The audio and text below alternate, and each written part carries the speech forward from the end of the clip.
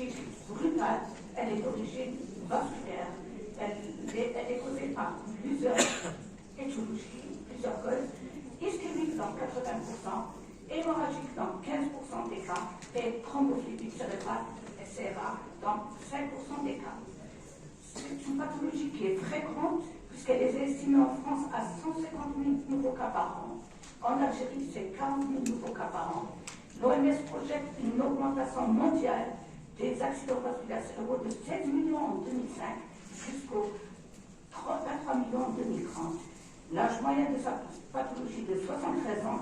Toutefois, elle s'observe chez les sujets jeunes et même chez les enfants. C'est une pathologie qui est grave car elle est la première cause d'handicap, la deuxième cause de démence après la maladie d'Alzheimer, la troisième cause de mortalité dans 10% pendant la phase aiguë et parmi les survivants, 50% vont présenter une démence dans l'année suivante et 25% une démence dans les 5 années à venir. Et un taux de récidive de 5% par an. C'est un véritable problème de santé publique.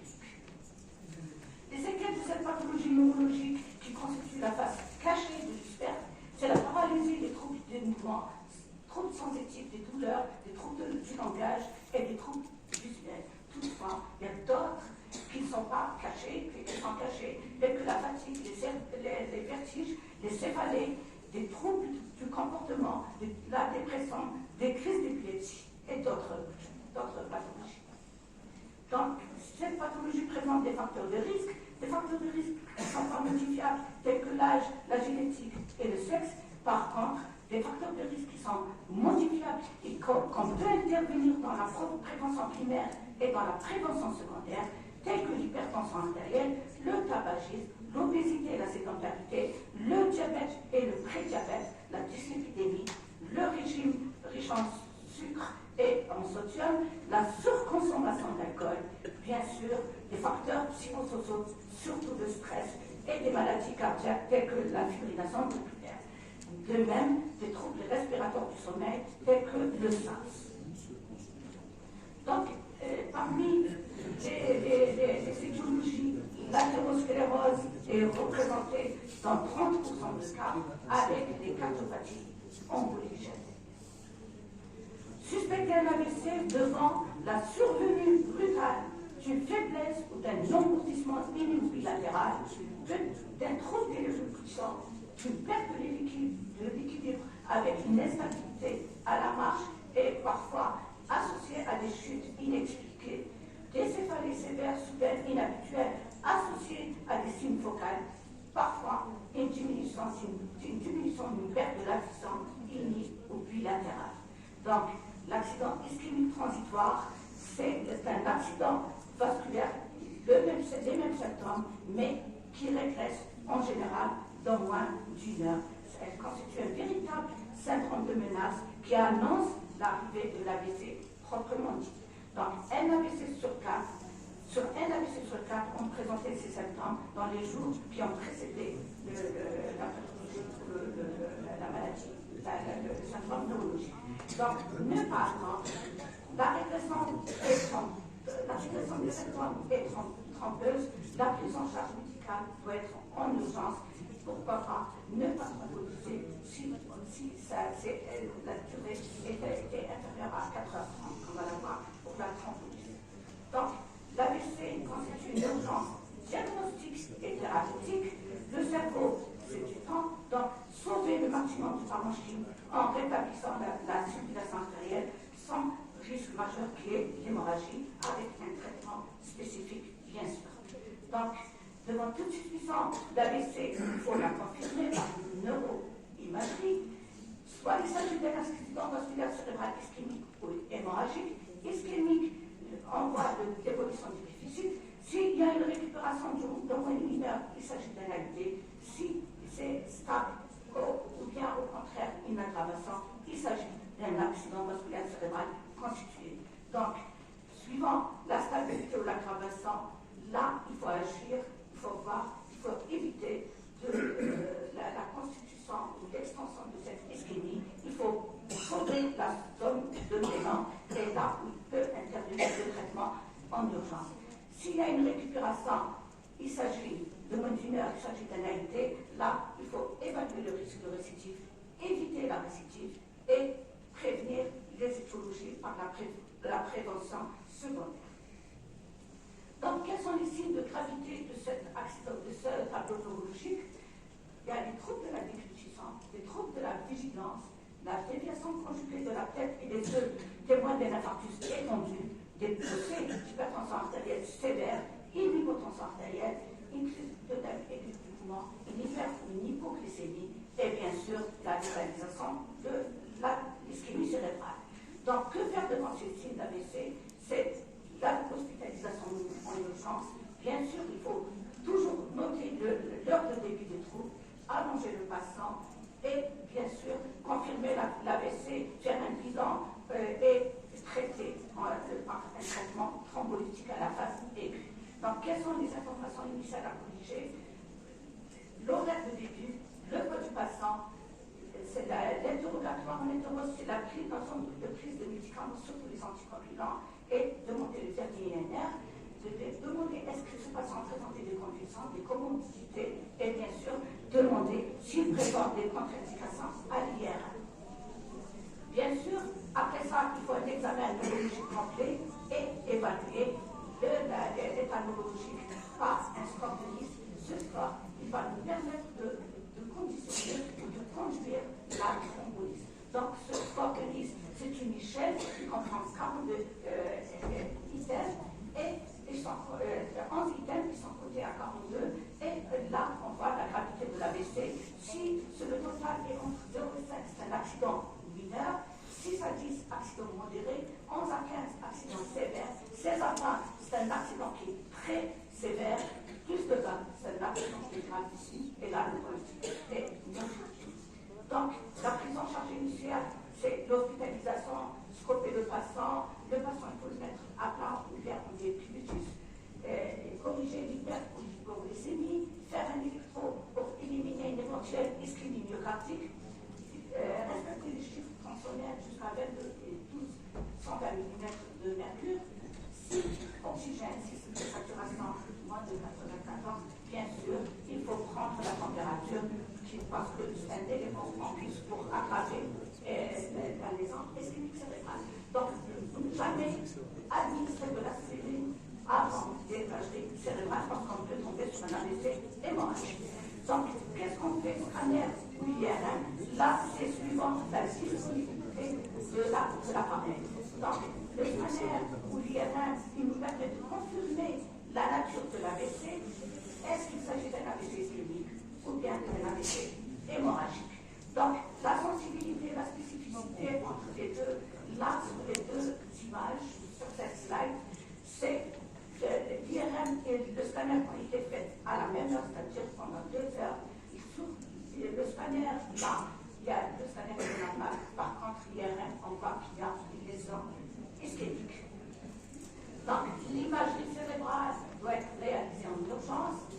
L'IRM, c'est le code standard qui a été recommandé par l'AS pour tous les patients. Scanner, s'il y a une contre-indication à l'IRM ou bien suivant la disponibilité de cette dernière. Donc, le problème du scanner cérébral, qu'il explore mal la fosse postérieure telle que le tronc et le cerveau. Donc, scanner, IRM, mille fois mieux ou le code standard par rapport au scanner cérébral. Toutefois, suivant la disponibilité, la TDR, il est normal, mais ça ne limite pas l'AVC, il faut le renouveler 24-48 heures après. On a des signes précoces d'accident vasculaire cérébral ischémique, tels que l'effacement du réseau insulaire, l'effacement des signaux corticaux, l'hypodensité précoce et l'hyperdensité spontanée de l'artère sylvienne. Donc, sur cette slide, on voit les différents éléments ou signes radiologiques en faveur des accidents vasculaires cérébrales ischémiques aigus. Donc, le scanner, on peut évaluer cette zone de paiement par un score, ce qu'on appelle le score aspect, et qui va nous permettre de conduire la thrombolyse. Ce score, quand il est égal à 10, ça veut dire que c'est un scanner normal, moins de 7, La thrombolyse, elle est contre-indiquée parce qu'il y a un risque hémorragique et reste en sang. Entre 8 et 10, là, on peut thrombolyser. Donc, l'IRM, il permet de distinguer l'infarctus et l'hémorragie, mais toutefois, cette IRM, elle va nous permettre de dater l'infarctus du réveil avec ce son qu'il y ait un témoin. Donc, elle va nous montrer la zone de mismatch et qui va nous permettre de faire là notre thrombolyse cérébrale. Donc, dans l'IRM, il y a deux séquences, la séquence flaire et la séquence de diffusant. La séquence flaire, elle nous permet de faire la distinction entre des lésions récentes et des lésions chroniques. Elle nous donne un diagnostic différentiel entre l'hémorragie ou une tumeur ou autre, et elle a une moindre sensibilité dans l'exploration de la fosse postérieure. Par contre, l'imagerie de diffusant, elle a une importance pour le diagnostic positif. Dans le diagnostic des lésions ischémiques très précoces, elle est très sensible, elle nous permet de faire la datation, elle nous permet de différencier entre les lésions récentes et les lésions anciennes, elle nous permet aussi de faire la topographie et l'étendue de la lésion, de nous prédire leur valeur pronostique, et aussi on a un logiciel qui nous permet d'évaluer le volume de la zone de pénombre. Donc, le diffusant et la soustraction entre la zone de diffusant et la perfusion, elle nous donne la zone de mismatch, et c'est cette zone qui nous permet de faire la thrombolyse qui correspond à la zone de pénombre. Donc, l'accident vasculaire cérébral, c'est une urgence extrême. Notre objectif, c'est de déboucher cette artère pour sauver la zone de pénombre et de limiter la nécrose cérébrale. Donc, le cerveau, le temps, c'est le cerveau, c'est du temps. Chaque minute compte lors d'un AVC, la destruction de 2 millions de neurones, 14 milliards de synapses et 12 km de fibres myélinisées. Le cerveau ischémique vieillit de 3,6 ans chaque heure, un quart d'heure de gagné, c'est un mois de vie en plus sans handicap. Donc, les facteurs aggravants de cette progression de cette pénombre, de cette lésion, c'est l'hypoxémie, l'hyperglycémie, l'hypoglycémie, l'œdème cérébral, l'hypotension, l'hypertension artérielle. Donc, traitement immédiat, c'est la thrombolyse IV et parfois il y a la thrombectomie en deuxième temps, mais ça ne se fait pas en Algérie. Donc la thrombolyse IV, c'est le seul traitement médicamenteux qui est validé, administré dans les 4,5 premières heures, et de l'AVC, elle nous permet d'augmenter les chances de récupération. Donc, traiter cette patiente permet d'éviter un décès ou une dépendance.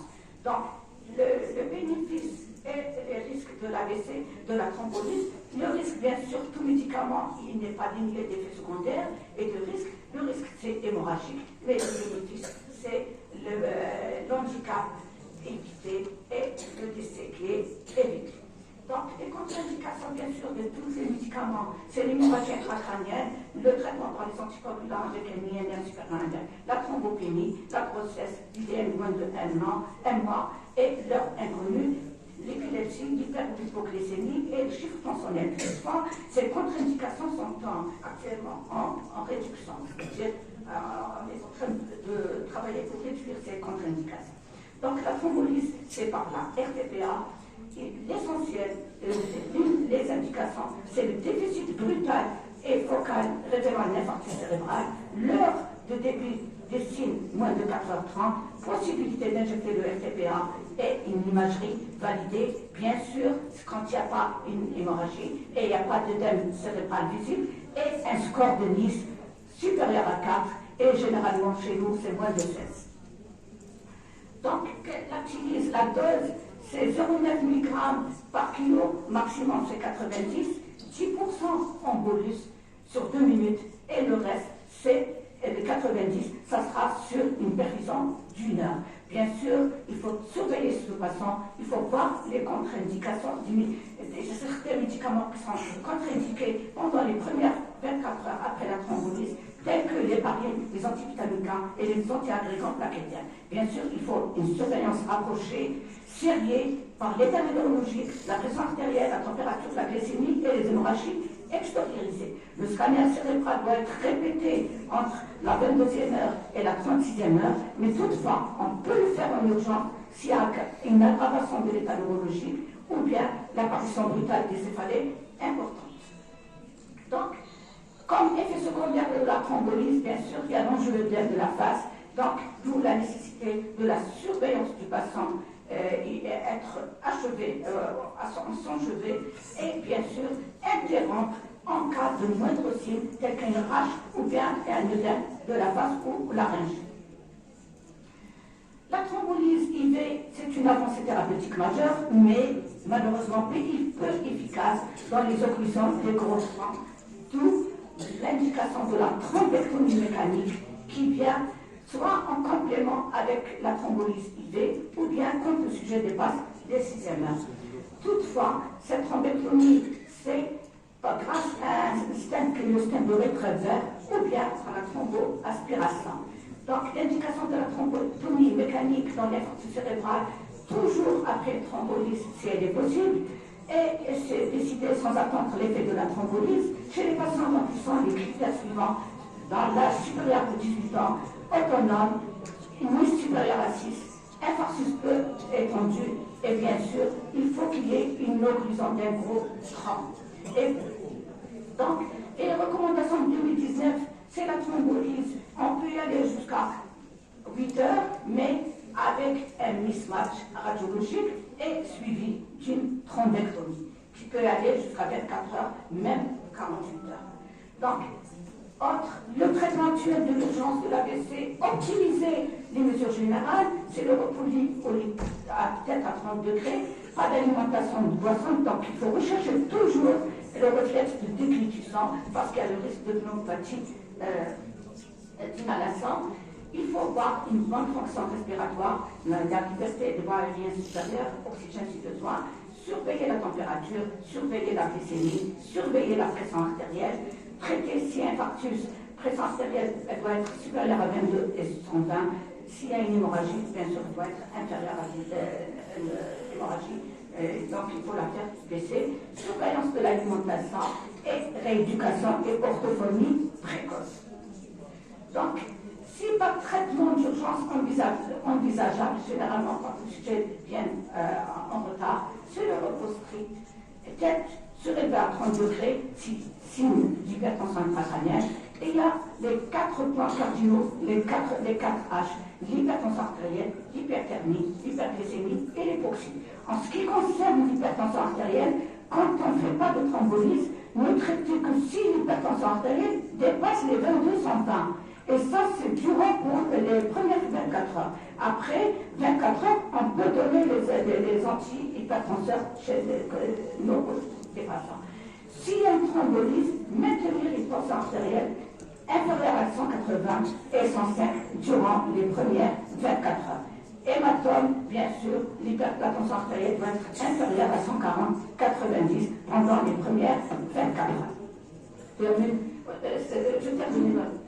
Si pas de traitement d'urgence est envisageable, bien sûr, santé urinaire, prévention des disturbs de stress, prévention des escarres, prévention des thromboses veineuses. En cas d'infarctus, c'est l'aspirine 160-300 mg par jour et l'Ovenox à dose préventive. Qu'est-ce qu'on fait devant l'INA-CFA et infarctus cérébral? Quelle anticoagulation efficace à débuter? Il y a 4 situations en fonction de la taille de l'infarctus. Si sa généralité, c'est dès le premier jour qu'on donne l'anticoagulation. Si c'est un AIC mineur, c'est après 48 heures. Si modéré, c'est entre le 5e et le 10e jour. Si c'est étendu, là, il faut y aller jusqu'à 3 semaines. Autre indication relative d'une anticoagulation précoce après un AVC, c'est quand il y a une embolie pulmonaire ou thrombose veineuse profonde, où on ne peut pas faire l'alternative, une valve mécanique, un thrombus intracardiaque, un thrombus intra-artériel flottant, une embolisation répétitive d'une plaque sténosante. Ça, c'est une plaque une minute. Les AVC sont indiqués. Mais c'est intéressant. Les AVC sont indiqués dans les AVC ischémiques aigus, c'est surtout la mixavant. Ça, c'est là où on face d'infarctus cérébral. Donc, en conclusion, intérêt de Stroke Center en Algérie, intérêt des campagnes de sensibilisation de la population pour les accidents vasculaires cérébraux ischémiques sans occlusion proximale, c'est le RTBA gold standard. La du réveil, c'est l'IRM. En cas d'occlusion proximale, c'est la thrombectomie mécanique. On peut aller jusqu'à 24-48 heures en fonction des critères cliniques et diagnostiques.